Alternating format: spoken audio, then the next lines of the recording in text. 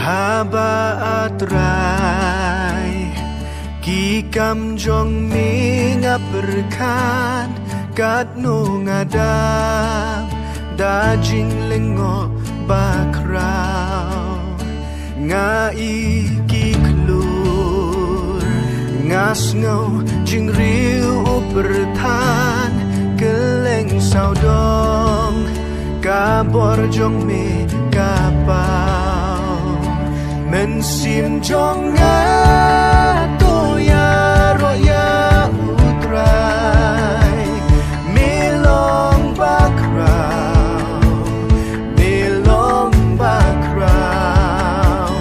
Mensim jong ngato ya roya utrai Milong bakrau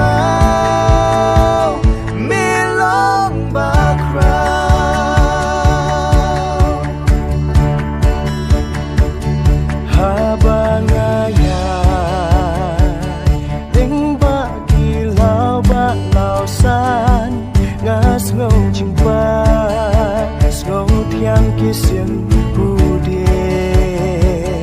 na biar ulong na ikit-hiki badan ngas nguluki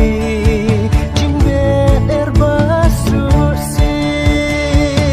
Mensim jongga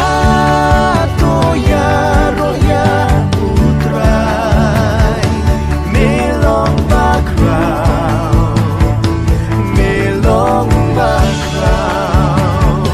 Mensim jongga toya roya utrai Melong bakrau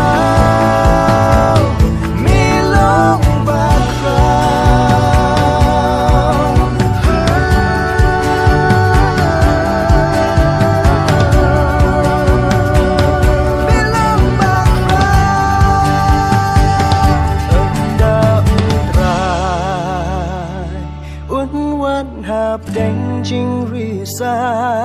ban lệ chạy nang ni yang ha un shao Ya ukanmu Kaya rogan yai sawa Ngan pen menaru